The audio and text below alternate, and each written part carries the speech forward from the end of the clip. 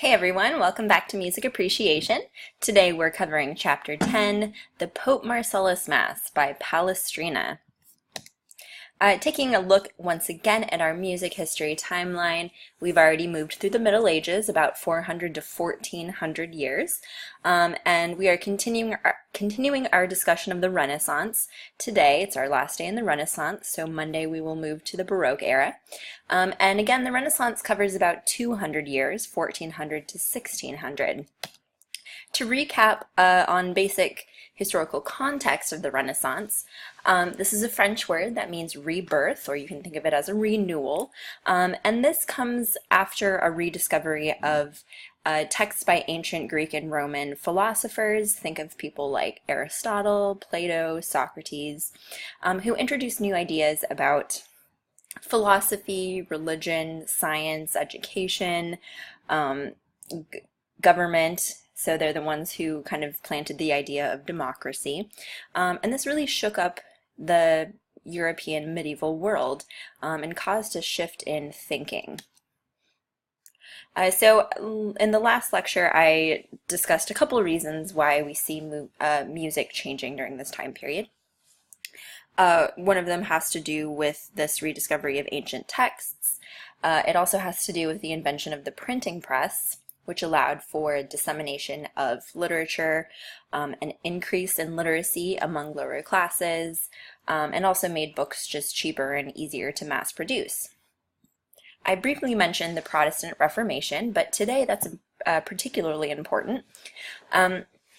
Because the piece of music in Chapter 10 really comes about as a result of the Protestant Reformation. So the Protestant Reformation, in the most general sense, was a series of protests against corruption in the Christian church.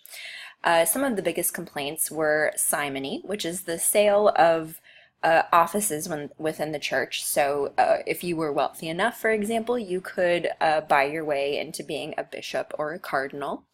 Also, the sale of indulgences, which is the ability to buy your way into heaven, essentially. So you could purchase time off from purgatory. You could lessen the time that you might spend in purgatory, or even go straight to heaven quickly if you spent enough money, which is obviously problematic. And finally, a lot of people were upset at the fact that church services were performed in Latin, and all Bibles were printed in Latin. And today we talk about Latin as being a dead language. Nobody really speaks it unless you specifically go to school to study it. So it's the same idea back in the medieval era and the Renaissance.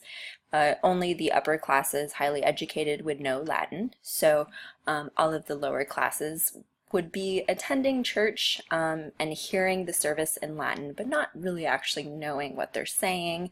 They wouldn't be able to read the Bible, so they were just kind of having to accept things at face value. So a monk named Martin Luther in about 1517 wrote a set of theses, the 95 Theses or statements, that listed these complaints about corruption and also solutions for improving the church. So the story goes that he nailed them to the wall, or to the door of a church. You can see an illustration of that happening over here. He also was able to get some of them printed using a printing press and kind of spread them out as pamphlets. And this sparked a whole revolution, which we call the Protestant Reformation. So they were protesting against corruption in the church, so that's why it's a Protestant, or why we call it Protestant Reformation. And this eventually leads to the church being split into various denominations as it is today. So you can see here kind of a basic diagram of what eventually happens, people finding new ways to personalize their religious experience. So that also kind of weakens the power of the Christian church. It had originally been one single monolithic power, immensely wealthy, immensely powerful. And so their hold over Europe is being weakened, and they realize that they need to change things too if they want to maintain power. So in a sense, they kind of have to uh, have a PR move to rehabilitate their image, and this leads to what's now known as the Counter-Reformation. So, of course, the word counter means to respond or react. So, for example, if somebody were to insult you, you might counter with an insult back at that person, or you might counter with a defense of yourself. So, this is sort of the church, the Catholic Church, defending themselves and countering the Protestant Reformation. So we can consider this to be a process of reform from within the Catholic Church. They're trying to address some of these issues as well. And this reform happens across all aspects of the church, not just music, but of course we're interested in the music. They gathered a group called the Council of Trent, which was a group of some of the most important people in the church, cardinals and bishops. And they got together and discussed specifically some issues with the music. So they eventually produced a document that had basically three new rules for how music could be performed in worship services. The first rule is that music should not give, quote, empty pleasure to the ear, but it should emphasize the biblical text. So they felt that music was becoming too lavish, too over the top, too virtuosic, and it was distracting from the actual meaning of the biblical text. And you were supposed to, of course, sort of meditate on it and focus on the meaning behind the text. So the music was starting to kind of overwhelm that and distract. They also felt that the words needed to be clearly understood by everyone. So one issue here, this brings up the concept of polyphony, and we've talked about how early medieval sacred music was originally monophonic, the example of Caro Mea, the plain chant, and eventually people figure out how to notate and write polyphonic music, which of course is a bit more interesting. But a lot of the members of the Council of Trent felt that polyphony also sort of distracted from the meaning of the words and also made it difficult to understand the words because polyphony means that you have multiple melodies happening at the same time. And finally, they wanted to ban dissonance in any of the music because, of course, dissonance is harsh and it can be ugly. So they wanted the music to be simple, beautiful, consonant, easy to understand, and to not be distracting from the words itself. So I want to play you one example of music that is the opposite of all of these rules. A good example of what they didn't want in their music, and that would be the English composer Thomas Tallis. Here is a piece of sacred music from him. We'll listen to an excerpt. And this is a work for 40 voices, and by that it means 40 different parts, all happening at the exact same time. Different melodies, different texts, all happening at the exact same time. So as you can imagine, it's a very dense, heavy, thick texture. And even though the text is in Latin, try to see if you can really ever pick out one single line. It's kind of hard. It seems like voices are constantly entering and leaving and taking over. Oftentimes it seems, especially in the bass lines, that there's sort of this mumbling, rumbling sound underneath. I think it's beautiful, but you might agree that it's hard to hear the words, and it does turn into sort of a chaotic mass of voices that might be a bit distracting in a worship setting.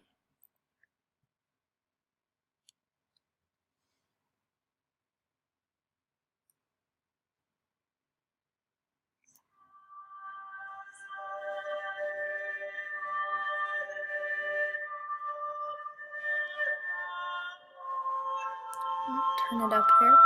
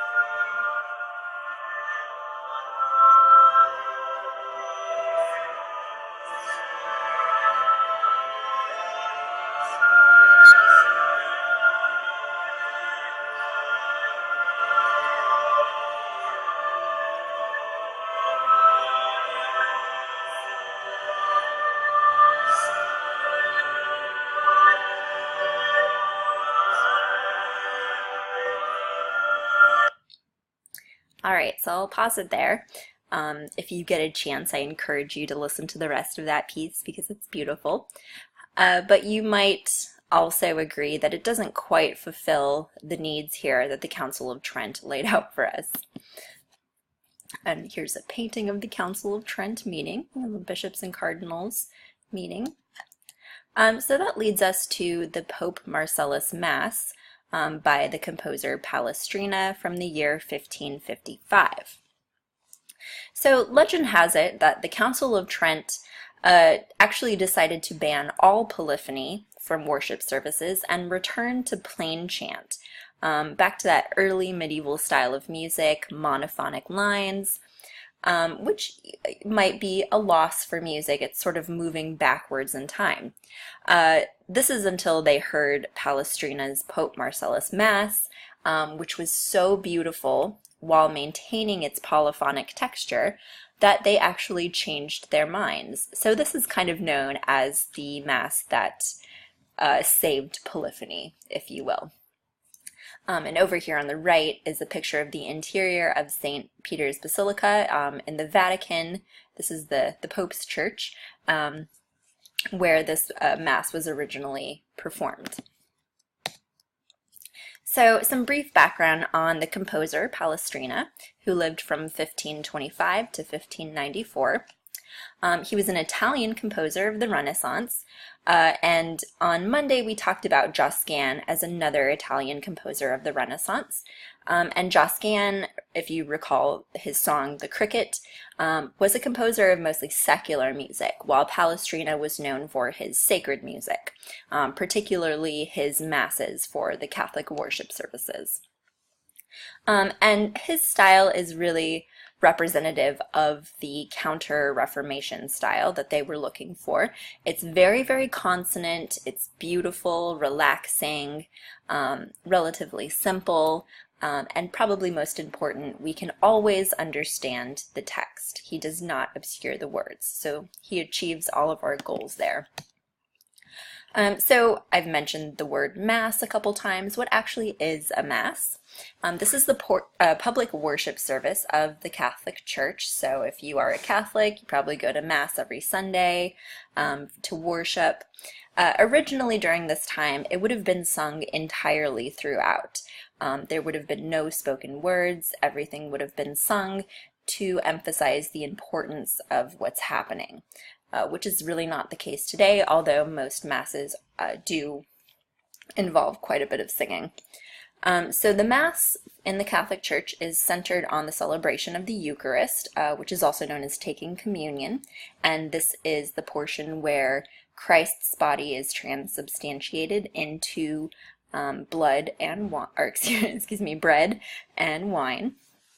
And this is right here sort of a roadmap of the Mass. Each Mass will cover each one of these sections, each one will be sung, and each time the text will be exactly the same, although the music can change. So if a composer writes a Mass, they will maintain the text to each one of these songs, but they'll write new music to accompany it. So the Kyrie, the Gloria, Credo, Sanctus, and Agnus Dei. And here for chapter 10, we'll be listening to a portion of the Gloria of this Mass. So here we turn to the text of the Gloria. So every Mass you will hear this same text. And the Gloria is really glorifying Christ himself. So glory be to God in the highest, peace on earth, we praise thee, we worship thee, we give thanks. God the Father Almighty, Lamb of God, Son of the Father. And of course it will be sung in Latin over here, so this is what you'll be hearing. And before we listen to it, I just want to remind you again, always be listening analytically, listening structurally for these 8 elements of music. I want to point out 2 in particular that I would like you to pay attention to as we listen. The first is timbre. So you'll notice that this is an a cappella work, which again means voices only. There are no musical instruments, and during this time period you would never hear musical instruments in the church. They were associated with dancing and drinking, so only voices. And also be thinking about how you might describe the timbre of this piece using adjectives, especially because we only have voices. And the second element I'd like you to pay particular attention to is the texture. Now, I've mentioned a couple times that this is a polyphonic work, so multiple melodic lines, each equally important, a very dense texture. And you'll be hearing soprano, alto, tenor, and bass lines. And Palestrina actually wrote 2 tenor lines and 2 bass lines here, so in total there are 6 voices. And so the way that we maintain simplicity and clarity and beauty with 6 different parts is through the technique of varying the number of voices that's singing at any given time. So very rarely do we have all 6 voices singing simultaneously. We normally have about 3 to 4 singing simultaneously. And we will get to this completed chart after we listen. So I've chosen this YouTube video here because it contains the actual notation of this section of the Gloria. So let's take a look at the layout first. It's about 2 minutes long. We can see here we've got 1, 2, 3, 4, 5, 6 voices, starting with beginning with the highest pitched voice down to the lowest pitched bass line. And what I'd like you to pay attention to is the sections where you can see these symbols right here. So you've got sort of blank bar lines with only this small dash right there, and those represent rests. So whenever you see lines like this, that means nobody's singing. So for example, here on this screen, we can see only 4 voices happening. So I'd like you to pay attention to the clarity of the text. Can you actually follow along with the Latin and hear them singing it? And also notice how many voices are entering and dropping out at various points. Okay.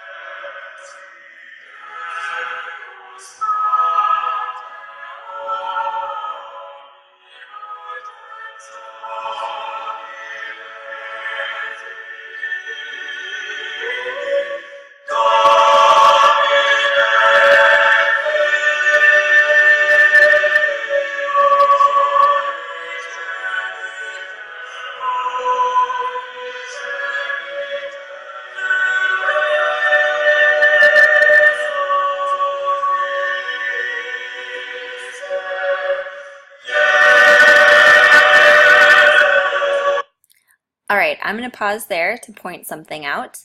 For the most part, we've had voices varying in the numbers, but at certain points, like we just heard right here on Jesu,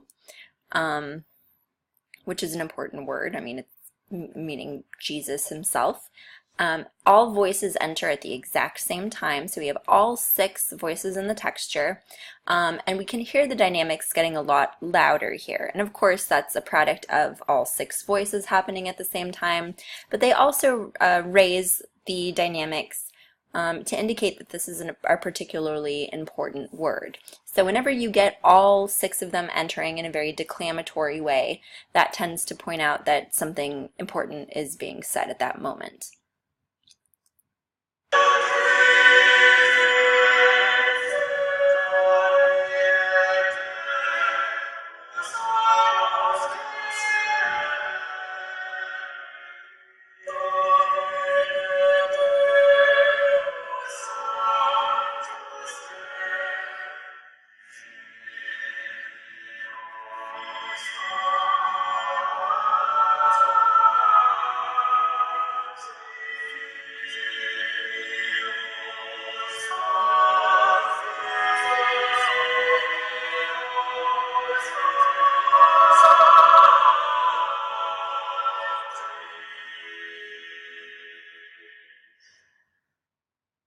All right, and that's it. So moving back to the PowerPoint here. Again, be thinking about how you might describe the timbre, not just in terms of the number of voices, as I said here, but in terms of adjectives as well. And again, timbre is defined as the tone quality or the color of the sound. So you might describe this as being warm, mellow, tranquil, for example, and that would all be appropriate for a piece of music that is supposed to be a meditation on biblical text. So here's a completed look at each of the 8 elements of music here. I'd say the melody is very smooth, mostly conjunct, nothing too sharp or angular. As I mentioned, the dynamics tend to rise slightly on important words when all 6 voices enter, but otherwise pretty consistent. The rhythm is a slow yet steady beat. It never speeds up or slows down. The harmony, of course, is consonant. That's what we're expecting out of the Counter-Reformation style. It's supposed to be beautiful. The texture, as I have already mentioned, of course, is polyphonic. And of course, this is the Mass that saved polyphony in the church. So we'll vary the number of voices, and this allows us to maintain that clarity of text that is expected out of the Counter-Reformation style while still maintaining a polyphonic texture. The timbre, of course, as we've talked about, is a cappella, again meaning only voices, no instruments, and more specifically we have 6 voices. Form has not already been mentioned, but we can discern form often from looking at the text, which we've already seen here. And form can be discerned by looking for either repetition, variation, or contrast. And reading through this, it goes straight through. There's no repeated text. One sentence, each sentence is unique, nothing is repeated. And that's the same with the music, you may have noticed. So that is a form that we'll call through composed, meaning there is no repetition, there is no variation. So in some sense you could say that there is actually no form. It goes straight through without any repeated sections. And finally, word-music relationships. Another important part of this Counter-Reformation style is clarity of text. So we'll maintain a syllabic text setting for the most part, and that helps maintain clarity of text. So that is our discussion about the Pope Marcellus Mass. I encourage you to listen through it a couple times to get it in your heads, and compare that again with the Thomas Tallis piece as well for the 40 voices to get the full effect. Thank you for listening.